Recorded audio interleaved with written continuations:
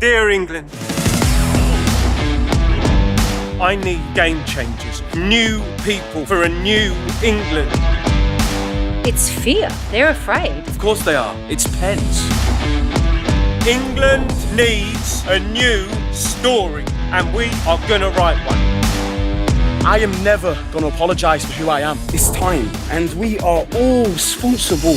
Do you think there's an alternate world where I picked a different spot? We don't live in that England, do we? We live in this one, the one where you bloody missed. This is a story, and you are storytellers. This is our time! It's about how we bring people together. That lasts forever. Hello, I'm Clare Balding, and I'm delighted to say that today we get the chance to delve into the brilliant brain of James Graham, who is the man behind Dear England. And before, James, thank you for joining us. You're welcome, thank you. Before we chat about the play and the creative process, just a few numbers. This is an Olivier Award-winning play that has been seen by over 300,000 people in the West End, at the National Theatre as well. I find it such a moving story of the way that Gareth Southgate took this team at its lowest ebb and has just completely rejuvenated and revitalised both the team in its mindset, its culture, its sense of belief, and restored lots of people's love for their national sport and their national team. I think it's an extraordinary story. It's a really interesting thing, though, I think, that you've achieved, because having seen the play, I don't think you have to be a football fan to enjoy it. Yeah. I think it helps. There are things you recognise, and, you know, Jordan Pickford, for example, and his aggressive approach in goal, all of those things. There are things that will make you laugh more if you understand football,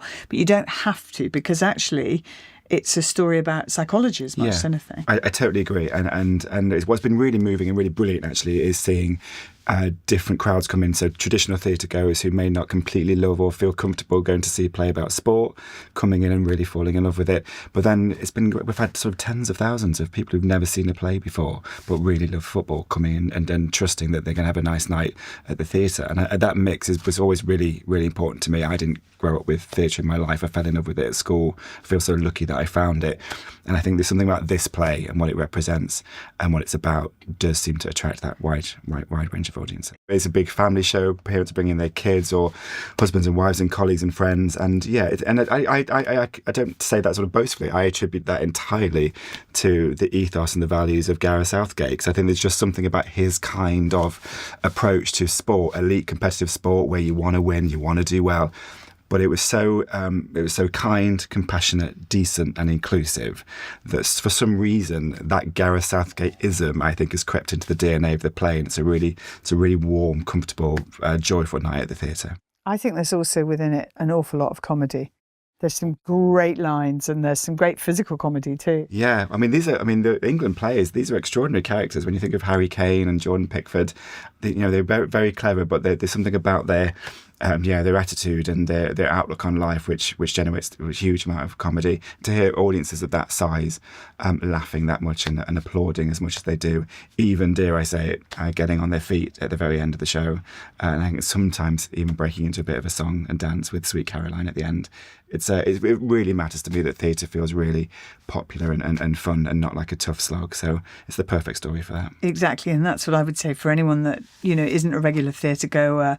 It is so uplifting because of that shared experience and the joyfulness with which everyone comes out, I think. Yeah, it's a roller coaster, and I get very emotional watching it still and thinking about it, but it's a story with a happy ending, just not the one that you think. It doesn't involve a trophy, but it does involve something, I would say, much greater. Exactly, and Gareth would say too. Sure. Football is a sport that obviously touches every single region of our country. Is that why it really matters that this is going on tour, the play? Yeah, I think that's a really good way of putting it. It's so important that this play doesn't stay in London. That's an obvious thing to say, but I fell in love with theatre outside of the capital. My local theatre, the Nottingham Theatre Royal, which we're going to.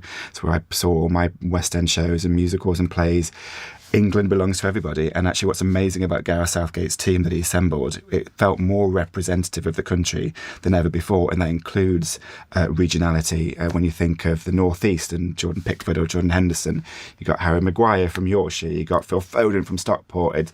It does feel like even just having all those accents on stage and and all the club names that come up when the players arrive, it feels like a national play, and it should be on the road. And touring is really important, and this is a big show, so I'm so grateful to the National that they're taking it out on the road, because it does feel like everyone should see it.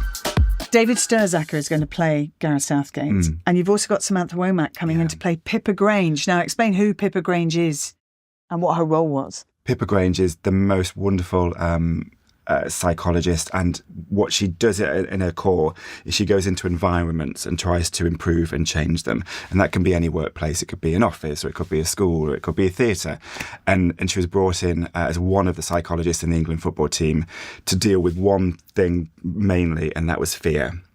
And they identified really quickly that one of the problems in the England football team, if you remember going way back to 2016, England was at its absolute lowest ebb. We got very used to exiting tournaments really early or not qualifying at all. People's affection for the England football team, the men's football team, had completely vanished, and they knew something was wrong. And there's this narrative that was going around that, the players just don't really care anymore. They're these rich millionaires, and they just don't feel a passion for their sport anymore. And Gareth didn't think that was true, and he thought one of the problems was just the pressure these young men felt when they put on that shirt, more than perhaps arguably other men in other nations. There's something about England, home of the sport. We invented it. Football's coming home. The lads were really struggling, and they didn't know how to talk about it. And Pippa Grange opened up a dialogue and brought in a kind of emotional toolkit into the England football team that hadn't been tried before, to begin interrogating this problem of fear. And one of the areas in which that fear manifested itself most clearly was in a penalty shootout. Yes. There was some data they found when Gareth said, I think we should look at penalties, stare into the darkness and see what's wrong.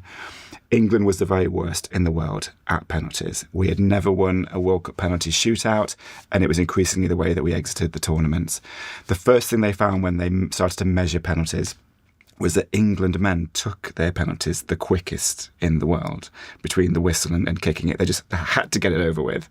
And I guess there was a debate in the camp we tried to I tried to dramatise, which is one side of the argument, the sports science side, going, great, so we've found that out, so just make them go slower. And then there was the Gareth Pippa Grange side of the argument, which was going, but why? Why are they rushing this? What is it about being an English man that makes them stand at that spot and want it to get over with it as quickly as possible? And so they started asking some probably uncomfortable questions about nationality, masculinity, psychology, emotionality, culture. And they just dug in, and they did that with the players' permission. The players were like, yep, we want to look at this. We're terrified of that thing. I think as a piece of theatre, it's extraordinary, and I hope we sort of capture that in the and play. it's so well done, and the choreography of it. And you're thinking, well, how can you get people taking penalties, and how can you get a goalkeeper saving penalties? Right. It is so well done. Yeah, we're very lucky. We have these we have an amazing choreographer, Ellen Kane, who did like the Matilda movie and things like that. We have an extraordinary designer, Ez Devlin, who's used to doing like Adele concerts, and she tries to create the feeling of a stadium and what that feels like in these big theatres. There's something about the abstract language of theatre. It's not so literal. It's about getting inside the player's head and the pressure and the heartbeat and the breathing, and then how you use sort of, in a way, it's kind of like modern dance, isn't it? How you move movement and dance to represent the physical act of walking to that spot and striking that ball and reaching to save it. It gets chills in the theatre. It's amazing. He is a remarkable person, Gareth Southgate, in real life, and I think you get a lot of that across in what you've created within this role. But to come in from at the age that he is and the culture that he would have come from, where you don't talk about feelings, of course, yeah, to actually try and fundamentally change the way a coach and his relationship is with players. Yeah. When he would not have seen that happen, it certainly didn't happen for him. Indeed, yeah, completely. I mean, he just deserves, I think, so much credit. For people who come and watch the show, I think my admiration for him is it's not well hidden. He's the protagonist in my play, and I really admire and respect what he's done. Obviously, as a playwright, I have to sort of interrogate him as well, and give, we're all flawed as individuals. He would be the first person to admit he's got flaws as a manager, and he does receive a lot of criticism for his technique or his in-game tactician qualities, and people can debate that. That's the point of the play. The England football team belongs to everybody, and I'm trying not to come down on one side or the other.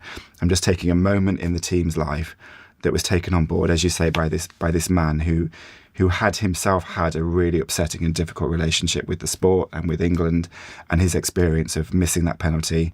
I think he was supported as well as people could by the other players when he missed that penalty, but he wasn't, the idea of mental health and anything like that was not discussed 20 years ago in elite sport.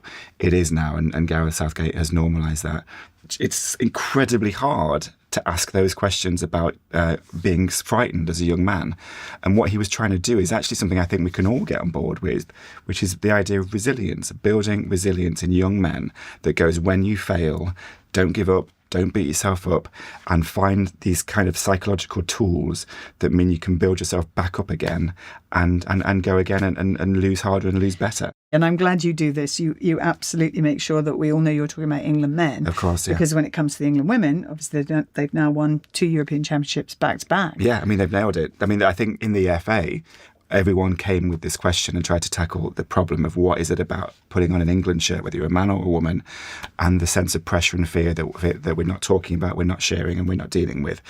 It's been amazing to see the women's team tackle that so flawlessly. And I remember watching both those finals, and they got to the heart of what Pippa Grange talks about, which is how you play without fear, so that you can bring back the joy in the playing of the sport. And I think that's what Gareth has identified as well. He's gone, we have to make this fun again. We have to be proud of these boys. We have to like them, and that joy, I think, again has been part of the DNA of how we make this show. The first time I thought this might be a play was I was sitting in a pub, which is where all the best ideas start. It was 2018, and I was watching the England-Colombia match in the Russia World Cup when we broke that penalty curse for the first time in our history. And I just remember looking at the players and thinking what was so moving about it was that the sense of pride we had for them because of how they were conducting themselves. This was a different England team, and these lads were very proud of being English, but they also had all that stuff we've talked about. They had that sense of decency and goodness. They weren't fouling players all over the time. They were really checking in and looking after each other. And I'd not seen that for about a generation. They made me feel really proud to be English. And that's when I thought, I wonder if there's a play in this. I wonder if you can do a play about how someone can come in and change the entire culture and the feel of an environment in the way that Gareth Southgate has done. And James, can I ask you, how has the play evolved? Having seen it there, and I saw one of the really early productions, right. Have you changed it much, and have you changed it to go on tour? Yeah, we have. So that's the great thing about theatre for me. I mean, I get to do lots of TV dramas. I do a drama called Sherwood on the BBC, but obviously that gets locked forever. You can't ever change it. The joy of theatre is it can react to events. And this story of Gareth's time as England manager has been evolving while we've been producing it, while we were in the West End, and we were leading towards the Germany Euros in 2024. So yeah, I've got to rewrite it. I've got a new ending, which has been extraordinary. And actually, what's been really satisfying is to complete Gareth's story. Previously, the version you saw, the early version, he was still the manager, and there was still that hope that one more tournament they might bring it home. And spoiler alert, I don't want to ruin the story, but that may not have happened. But now he's resigned, and we can sort of complete the story in its fullness and look at his time as England manager in totality. That feels really satisfying. And actually, the Germany tournament was really moving. There was lots of really extraordinary moments in there. If you think of there was the penalty, 5 penalty wins against Switzerland, where Bukayo Saka redeemed himself from his miss in Wembley. Not that he needed to. I think there's some really beautiful, lovely moments there, and the next generation of players coming up as well. We take those in as well. What is the one message that you want people who come to watch this play to go home with? I think there's so many messages, but I guess to me it's such a positive story about transformation and change. I think the way over 8-9 years Gareth Southgate took something that wasn't working and that we all felt quite bad about and that felt quite toxic and unpleasant and went in with a mission and with kindness and decency transformed it into something that has started to work, but that is just kinder, nicer, better. I think the way he's done that is a real template for how we can all believe that even in the darkest times, you can change something for the good. Well, hopefully hearing from James has made it even more clear to you that Dear England is an experience you cannot miss.